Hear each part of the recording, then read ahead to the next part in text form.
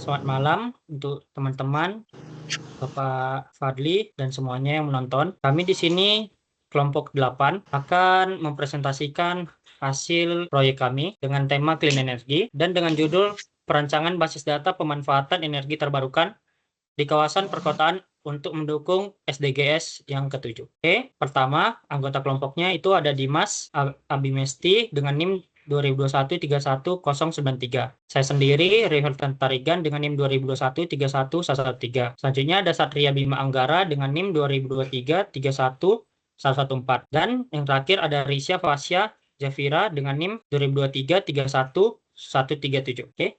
Selanjutnya, hal-hal yang akan kami bahas di sini itu yang pertama adalah latar belakang, yang kedua konteks SDGs 7, yang ketiga rumusan masalah, yang keempat tujuan proyek, yang kelima entitas dan relasi dalam ERD-nya, yang keenam tabel-tabelnya, yang ketujuh diagram ERD-nya, yang kedelapan analisis SQL-nya, dan yang kesembilan itu kesimpulannya. Kita langsung saja yang pertama. Baik, terima kasih atas kesempatannya. Jadi yang pertama ada latar belakang. Di latar belakang ini, kita memiliki kebutuhan energi yang meningkat di kota, kemudian ada energi fosil yang memicu polusi dan perubahan iklim, juga ada energi terbarukan yang merupakan solusi ramah lingkungan.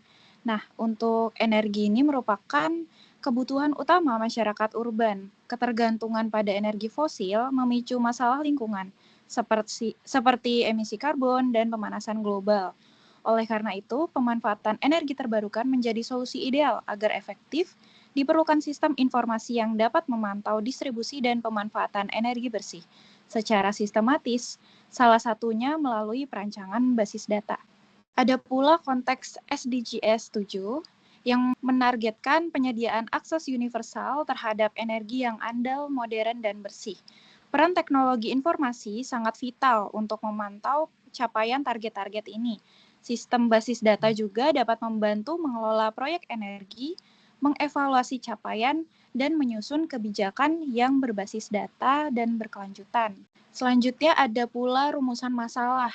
Jadi rumusan masalah yang akan kita bahas di sini yang pertama ada perancangan basis data proyek energi, kemudian pemantauan konsumsi energi real time, identifikasi wajah tanpa akses energi bersih, dukungan sistem terhadap smart city dan SDGs 7.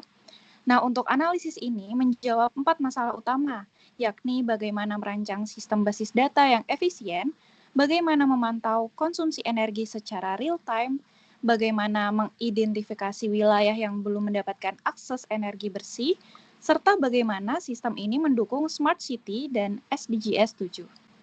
Ada pula tujuan dari proyek yang akan kita buat. Yang pertama itu mendukung capaian SDGs 7, kemudian dapat meningkatkan efisiensi distribusi energi, dapat menyediakan data untuk pengambilan keputusan, dapat mendorong kota cerdas dan berkelanjutan. Jadi untuk proyek ini tuh bertujuan membangun sistem basis data untuk mencatat proyek energi terbarukan, teknisi, pengguna, serta konsumsi energi secara terstruktur. Sistem ini akan menjadi alat bantu dalam merancang kebijakan energi bersih dan mendukung pembangunan kota berkelanjutan. Sekarang saya akan menjelaskan entitas dan relasi dalam IRD. Di sini kami mempunyai 5 tabel, yaitu tabel teknisi, proyek energi, pengguna energi, desa, dan log pemakaian. Dan banyak di sini atribut-atributnya. Saya akan menjelaskan di slide selanjutnya. Jadi entitas dan relasi dalam IRD ini, entitas utama desa, proyek, teknisi, pengguna, dan log pemakaian. Relasi, satu desa, banyak proyek, satu proyek, banyak pengguna. Sistem basis data ini memiliki 5 entitas utama yang saling terhubung. Struktur rasional ini memungkinkan pelacakan data proyek, pengguna, dan konsumsi energi dengan akurat, mendukung sistem informasi yang transparan dan dapat ditindaklanjuti oleh pembuat kebijakan. Di sini ada tabel-tabel. Yang pertama adalah tabel desa. Tabel desa mencatat lokasi proyek energi terbarukan berdasarkan nama desa, kecamatan, dan provinsi. Terdapat 25 desa yang tersebar di DKI Jakarta, Jawa Barat, dan Banten. Setiap desa memiliki ID desa sebagai identitas unik dan terhubung langsung dengan proyek energi yang dibangun di wilayah tersebut. Tabel ini penting untuk pemetaan wilayah, identifikasi distribusi energi bersih, serta mendukung analisis pemerataan akses energi sesuai tujuan SDGs 7. Dan tabel ini merupakan tabel log pemakaian. Tabel log pemakaian mencatat penggunaan energi listrik oleh setiap pengguna berdasarkan bulan dan tahun. Data ini mencakup ID pengguna, periode pengguna, dan jumlah energi dalam KWH. Informasi ini penting untuk menganalisis tren konsumsi efisiensi energi, serta mendukung evaluasi performa proyek energi terbarukan secara real-time sesuai target SDGs 7. Tabel selanjutnya adalah tabel penggunaan energi. Tabel penggunaan energi mencatat data penerima manfaat proyek energi, meliputi nama pengguna, kategori, RT, sekolah, masjid, dan warung, serta status akses terhadap energi. Data ini terhubung dengan ID proyek yang menunjukkan asal energi yang digunakan. Tabel ini penting untuk memantau siapa saja yang sudah atau belum terhubung ke sumber energi terbarukan, serta mendukung analisis pemerataan akses sesuai tujuan SDGs 7.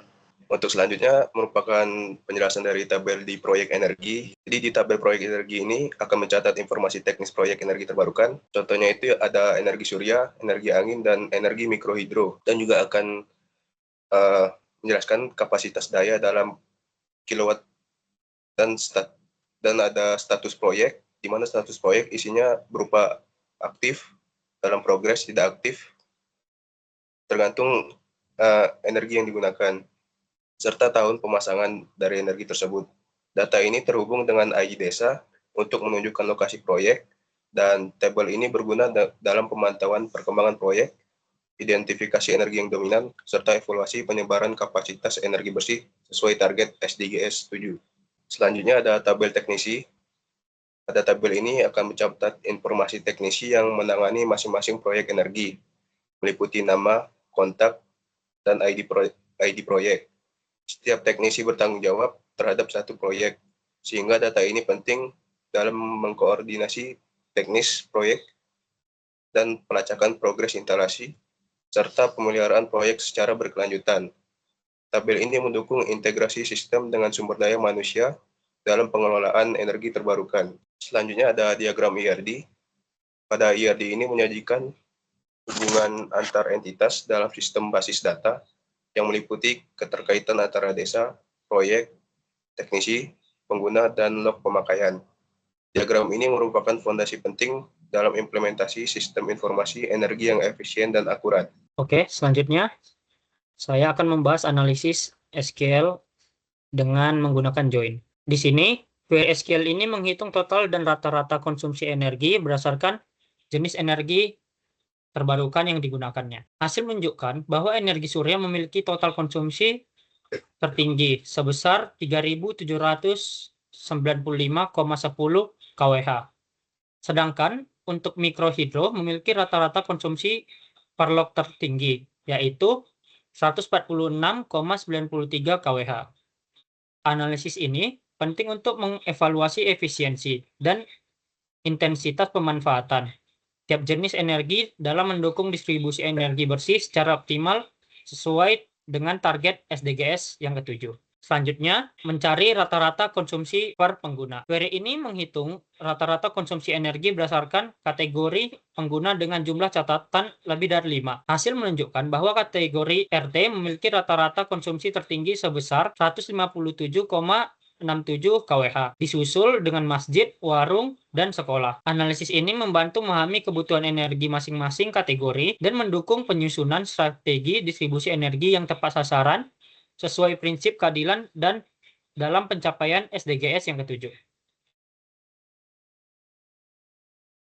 Selanjutnya, analisis query menggunakan join group by dengan tujuan mencari desa dengan proyek aktif dan kapasitas energi yang terbesar. Dari query yang ditampilkan, query ini mendapatkan 5 desa teratas dengan proyek energi terbarukan yang aktif berdasarkan jumlah proyek dan total kapasitas KWP. Hasilnya menunjukkan desa Klungkung, Serpong, dan Padang Sambian memiliki kapasitas terbesar di atas 6 KWP. Informasi ini berguna untuk menentukan wilayah prioritas dalam ekspansi proyek energi bersih, serta memastikan alokasi daya dilakukan secara optimal untuk mendukung target SDGs yang ketujuh. Jadi, kesimpulannya, rancangan basis data pemanfaatan energi terbarukan ini berhasil menyajikan sistem informasi yang terstruktur untuk mencatat proyek, teknisi, pengguna, serta konsumsi energi yang digunakan.